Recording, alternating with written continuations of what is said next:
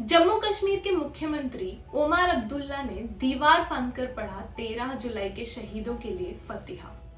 ओमर अब्दुल्ला समेत कई लीडर्स को 13 जुलाई को उनके ही घरों में हाउस अरेस्ट कर दिया गया था। इसी के साथ मज़ार शुहदा को भी सील कर दिया गया था।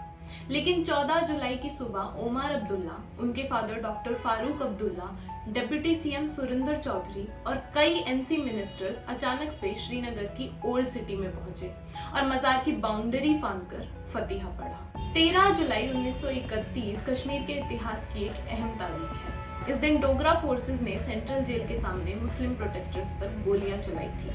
22 सिविलियंस मारे गए थे जो अब्दुल कादिर के सपोर्ट में खड़े हुए थे। अब्दुल कादिर पर सेडिशन के चार्जेस लगाए गए थे क्योंकि उन्होंने कश्मीर के लोगों को डोगरा रूलर्स के खिलाफ खड़े होने के लिए कहा था।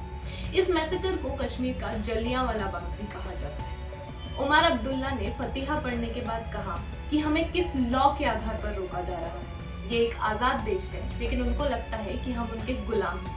हम किसी के भी गुलाम नहीं। उन्होंने ये भी कहा कि वो किसी को बिना बताए यहाँ आए थे, फिर भी उन्हें रोकने की कई कोशिशें की थी। ओमर अब्दुल्ला को नौहत्ता चौक से पैदल चलना पड़ा क्योंकि उनका रास्ता ब्लॉक कर दिया गया और जब उन्होंने नक्शबंद साहब श्राइन का गेट भी बंद देखा तो उन्होंने दीवार चढ़ने का फैसला किया। 2019 से पहले 13 जुलाई को कश्मीर में एक ऑफिशियल हॉलिडे माना जाता था। आर्टिकल 370 के एबोलिशन के बाद से इसे ऑफिशियल लिस्ट से हटा दिया गया। एनसी सरकार इस हॉलिडे को वापस लाने की डिमांड कर रही है। उमर अब्दुल्ला ने कहा कि वो जब चाहे इस मजार पर जाते रहेंगे और शहीदों को याद करते रहेंगे।